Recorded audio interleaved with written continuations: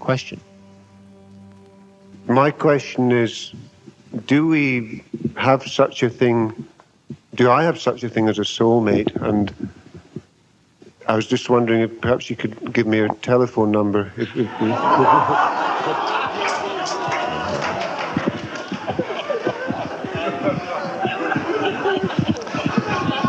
There'll be a sign-up list for this gentleman outside. You want my number?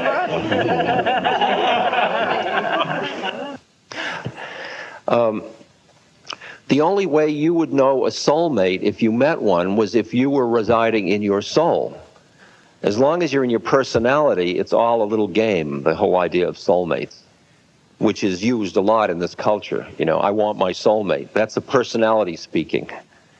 And it takes one to know one, if you will, right?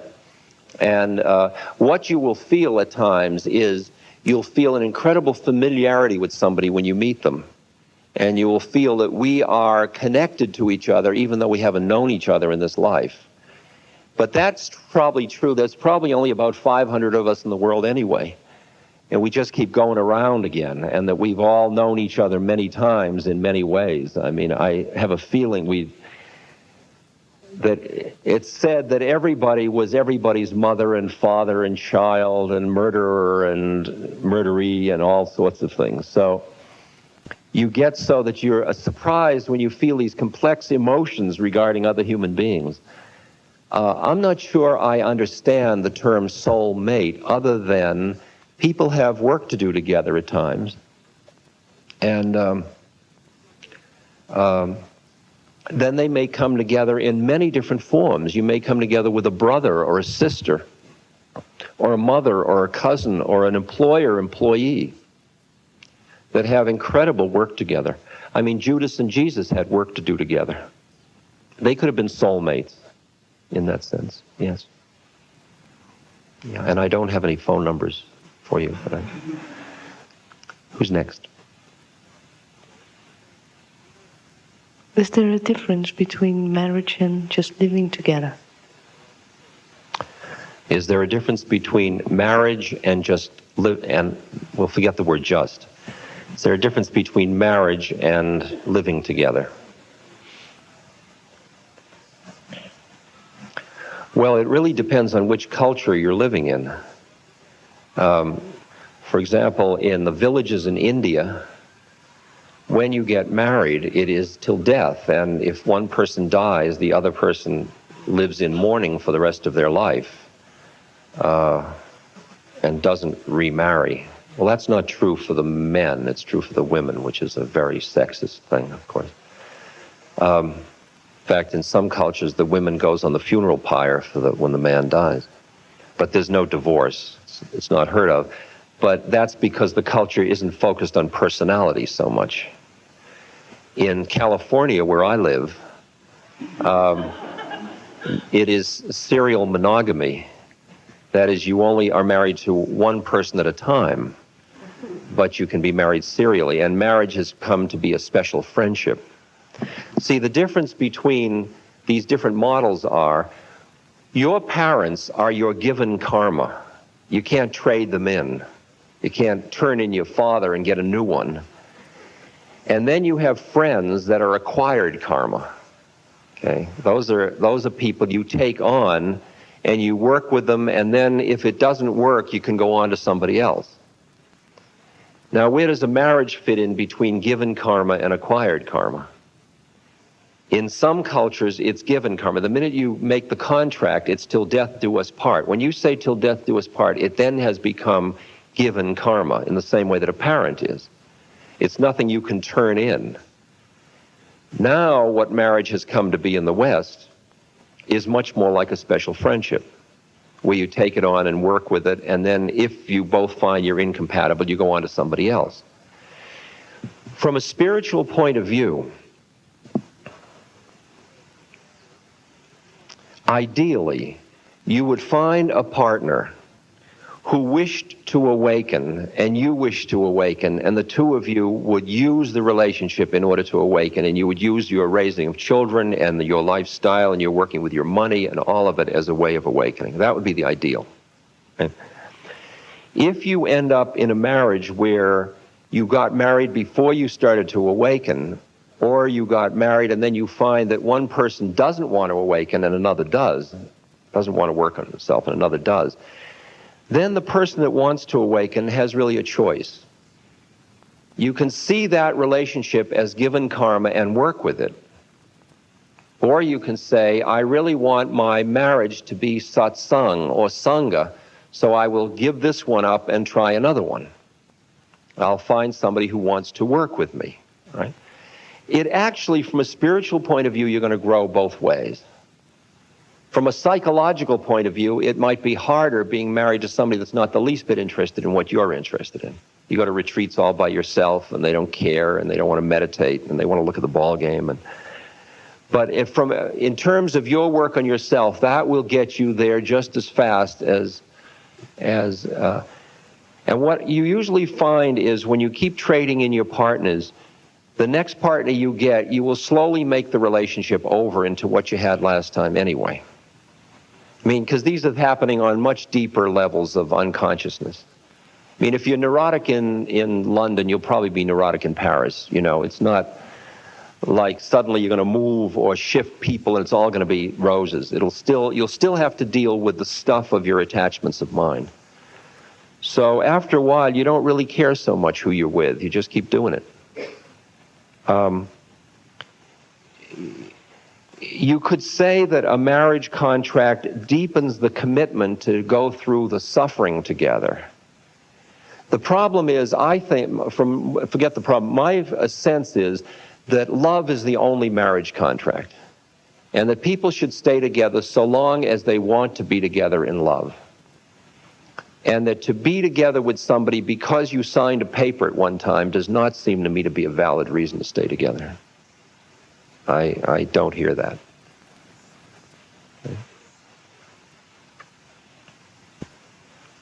Now,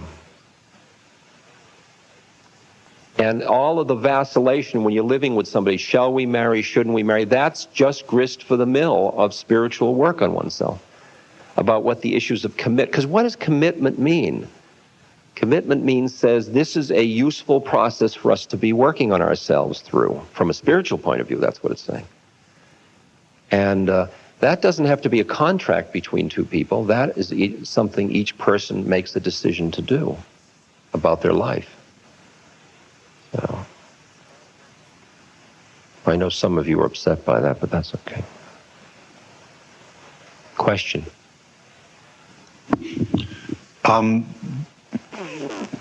This follows what you just said. Can you make a distinction? I know some Tibetan masters who have wives, and it would seem as if their relationship with their wife is not particularly conscious. You know, she stays in the kitchen and, you know, is in a pretty traditional sense and washes the dishes and they don't talk. Though this master is very busy teaching consciousness and would travel all over the world. She's probably the Buddha. He's just the front man. Well, exactly. I mean, I think what I'm saying, Ramdas, is there a distinction? The sacrament is the chicken soup, yeah. Excuse me, go ahead. I mean, is there a distinction between a path that is yoga of relationship as a way to God and being a spiritual warrior on the way to God, and as part of that having a conscious supportive relationship, but that is not the primary focus? Yeah, I think that most people that are in spiritual work, because it's too hard the marriage, the relationship yoga is such a stinker, that the best thing to do is to form a marriage that gives you support and gives you intimacy and all of the things you need, and it's comfortable and safe and secure, and it's a base camp, and then you do your practices. And as you both do your practices, you get clearer and closer together. But the yoga of relationship wasn't the primary yoga. I think you're absolutely right. And I think that's a very valid thing to do. I think that's a more intelligent strategy than trying to make the relationship the yoga, to tell you the truth. Because this is a question I've discussed with some people, is I was recently getting married and I ended it because I was saying I really want to go to God and to look in your eyes, and my partner just wanted another gin and tonic, and I sort of ended up, it was quite impossible to do the work, and yet I see that I had probably intended something that wasn't my soul nature to go much too high, that was even higher than I could probably do, and so somehow I sacrificed myself. Whereas, I just could have chosen a nice middle of the road with a little bit of personality comfort and coming to retreats as well. I mean, like...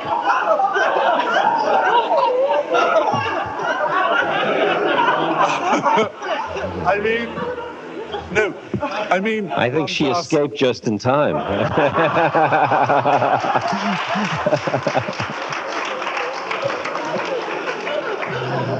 Yes, sir. I'm putting myself up as a scapegoat, but for many years I have really tried to live a very rigorous spiritual relationship. And there was always the pain because I would deny myself certain things that I had not, as it were, evolved enough to not need. Yeah.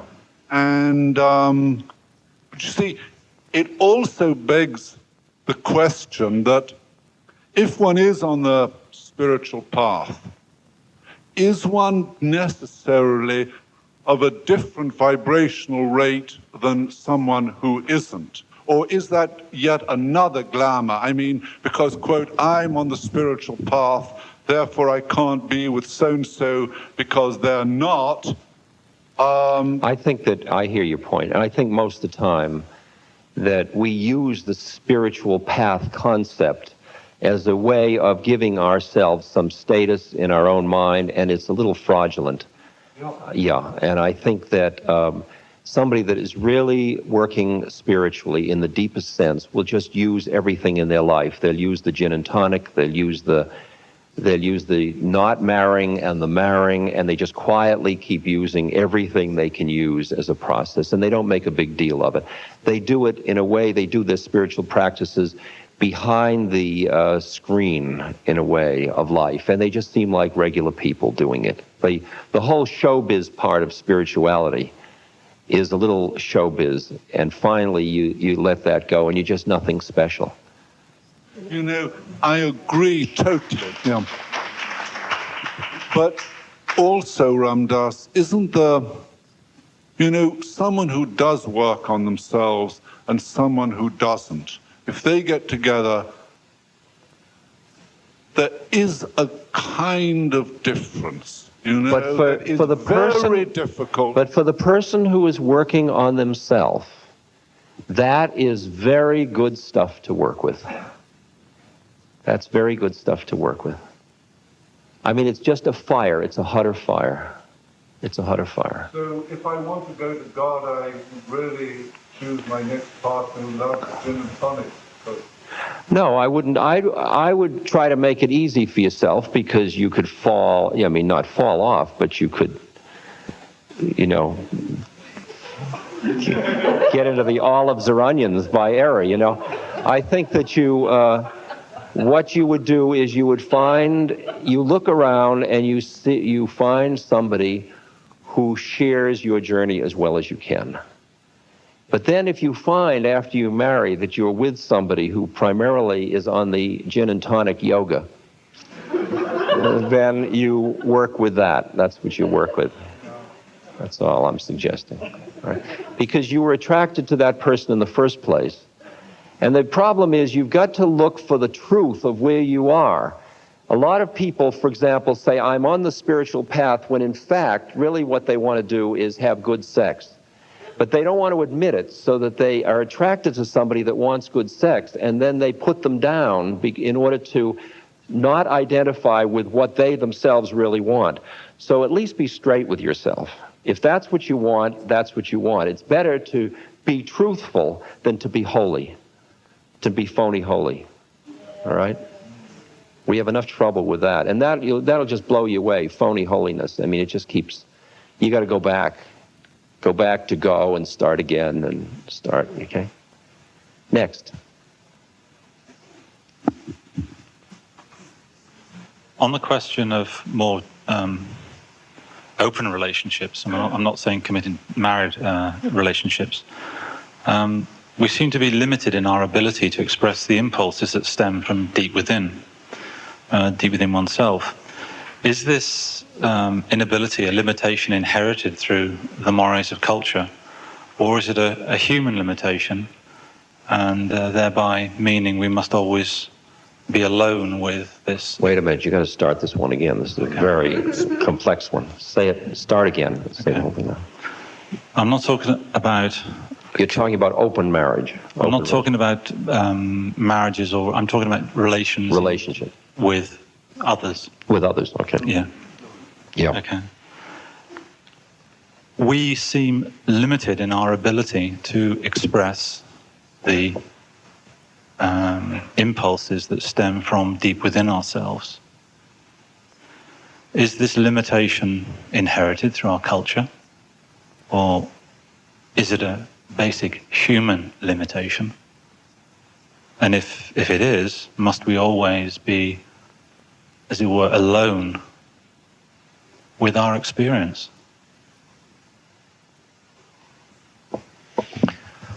I think our inability to express to acknowledge our impulse life is primarily a socialization process. It's the process of culture. And I think that it's the way in which we get acculturated so that a society can function. It's because a society has a hard time when there's immediate impulse expression for everybody all the time. It needs a certain amount of delay of gratification, a certain amount of control, a certain amount of actually suppression, not necessarily repression, but it usually ends up repression. It is certainly possible to work with truth in a relationship to get to the point where more and more you are safe in expressing what your impulses are and your truth of your moment. Truth is one of the vehicles for deepening spiritual awareness through another human being. And if there is a license for that in any relationship, with guru, with friend, with lover, with whatever it is an absolutely optimum way of coming into a liquid spiritual relationship with another person. But it's very, very delicate, because people feel very vulnerable. They have parts of their mind that are cut off, that the idea that's been socialized is, if I showed this part of me, I would not be acceptable. And the ability to risk that, finally, you learn how to have your truth available. It doesn't mean you have to force your truth on anybody, but if you find somebody else that is willing to enter into a contract of truth with you, then you can share that and you can get closer and closer to the impulses. Doesn't mean you have to act on the impulses. I mean, I can say, the impulses have arisen in me that I would like to see you cut into pieces, if I felt that, or I'd like to make love with you, or something like that. And that might not be socially acceptable, or might not fit in with your model of reality, but if I feel safe enough, I can share that truth with you. And as you and I share those truths more and more, then our entrapment in our minds gets less and less. And we are able to allow the awareness to flow back and forth between us, because we're both looking from the same place at our human condition together. The repression of impulse is what blocks energy and what keeps other people as them rather than us. And the idea is to get to the point where you really live with us, not with them. Not with him or with her, but with us. And finally, if you're really doing the yoga part of it, with I. There is only an I in many forms. Do you hear that? So truth is one of the exciting vehicles to work with relationship. And what I've learned is to use my lecture role to make my truth as available as I possibly could. And what I find is people say to me, thank you for being so truthful. It makes it easier for me to be truthful about myself because you've done that. And I think, well, it's a cheap price to offer yourself up for that purpose if that just in itself starts to help other people. Okay, is that dealing with the question? No. I want to go back 1 second to the issue of committed relationships. You can enter into a contract with somebody that says we will not have relationships with other people while we are together. And that will allow for a certain kind of safety and a certain kind of deepening. I think I can hear that as a very viable thing. You could equally enter into a relationship which says we'll have an open marriage and we will work with it. I think a contract between human beings should be honored. I think that creates an environment that's safe for inner work. It doesn't matter which contract it is, as long as it's a contract that's honored. And when you want to renegotiate the contract, you say, I want to renegotiate the contract. You don't renegotiate it unilaterally. You don't decide you're not going to fulfill the contract and then go off and do something else on your own. It has to be honorable between people. Yeah, those create the conditions for more subtle inner work, where you can play it, you can go deeper and be safer. More questions from this group? Yeah. Are you okay? You mentioned earlier something about sexism, and I wondered if you think that men and women have got similar challenges at this time on the planet to awaken through relationships, or if you think that they're different.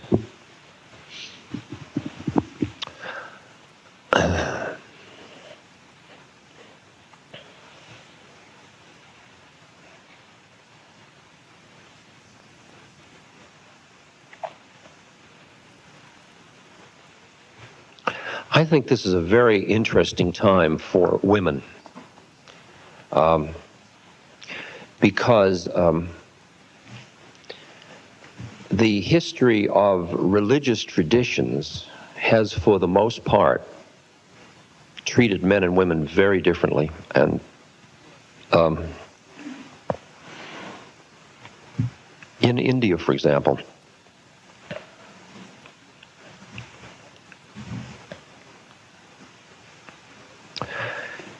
the way a relationship is seen is that the woman has two forces that are very powerful in her.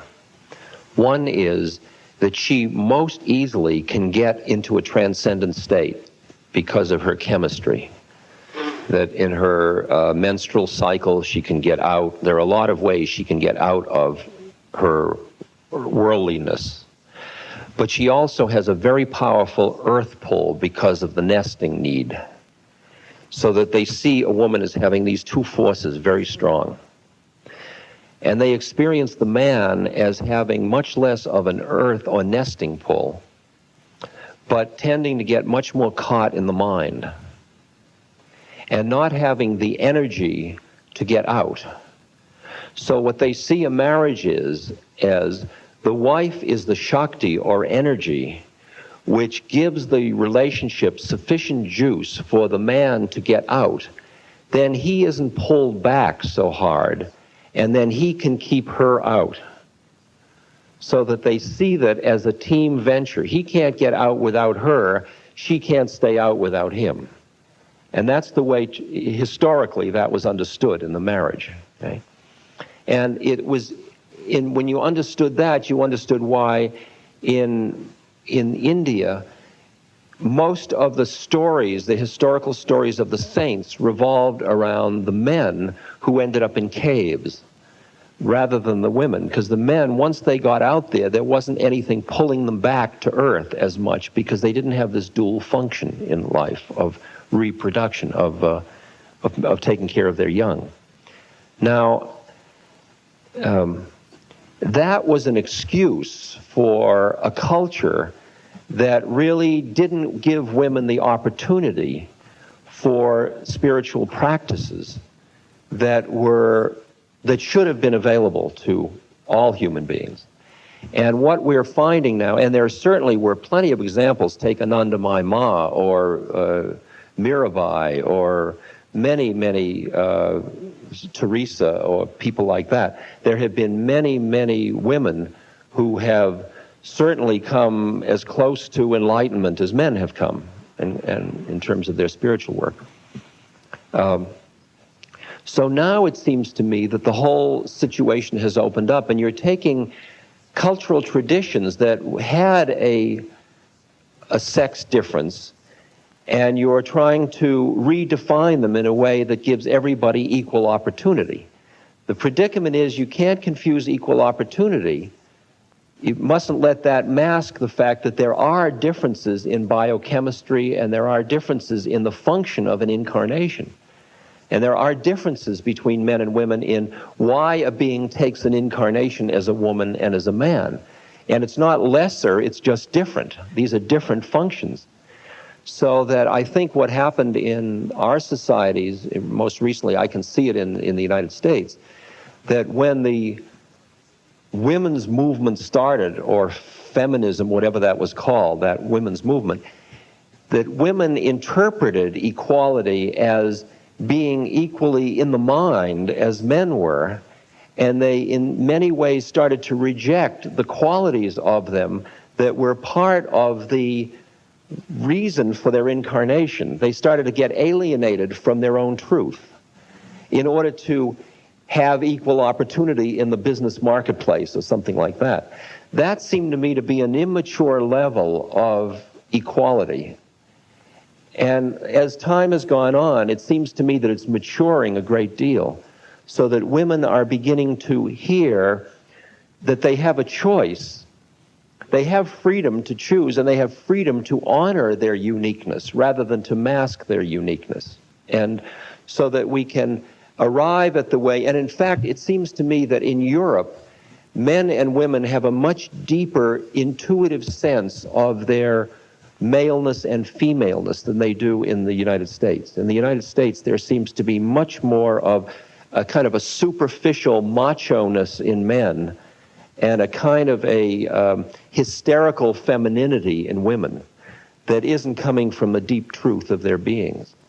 Now, in terms of spiritual truth, what you notice, it's interesting, in the gurus, that as the gurus get further out, most of the men start to develop breasts. This is interesting. And there is a quality of androgyny in spiritual identity that is not social, but it's at some very deep level at which you are the mother and the father. And that happens to both women and men. I mean, Anandamayi Ma, who was an incredibly delicate and graceful being, was also an incredibly fierce and strong woman. And you could feel that both those forces were acting in her. And Maharaji, my guru, was incredibly tender and also extremely fierce. And I can feel that the qualities that we attribute to women and men often start to merge in beings as they get more evolved spiritually. So I think that men have, in the terms of the religious traditions, they have a more clearly enunciated spiritual path. Women have got to, it seems to me, have still a time now to be very creative about how they work with these paths, in terms of what is true and what isn't true, and what is appropriate to take from another tradition and what must be created on its own. And it's going to take several generations for the maturity of that process to happen, where people aren't just reacting against the suppression that happened for so long. Like in India, for example, in the family, the woman is seen as the core and the central part of the family. And by her being a conscious, a dharmic mother and a dharmic wife and a dharmic homemaker, she was doing a yoga that brought her closer to God than if the man was being a lousy businessman, or even, I mean, it was because people understood individual differences and each person played their part as dharma. We've lost that a little bit in our understanding. But, and that's what I say about the maturity. When we mature, we will understand which of the things we threw over out of a wrong interpretation of equality. And we will begin to honor what is true to each human being's needs to manifest. But I think it's absolutely right that, and that's part of why women weren't historically pointed out as the spiritual teachers, because their role wasn't as a teacher, their role was as a support system. That was their way they became saints. They were saints through their supporting, not through the front work. The front work was, I mean, I laugh as an anthropologist when I've studied those cultures where the women kept the family together and they carried the wheat and they did all that, and the men sat in the marketplace exchanging beads. And the men were the important people and the women were treated like, nothing, and yet they were the root of the whole system. And I could feel in India that the woman is much more the center of the whole social structure, and that her spiritual consciousness, because every home in India and the villages I live in has its own puja room. The woman keeps the puja room, the woman does all the services, the woman is concerned with all of these issues, and she becomes the spiritual connection in the situation. And when you look at most of these gurus, like Maharaji, most of the people who came to see him were the women. The men came and discussed their crops and things like that. The women came and did arti and did puja around him all the time. And so I think that women have a very challenging time in the West at this moment to find their way through, to find what they must honor in their beings and what they must demand of the society to be heard.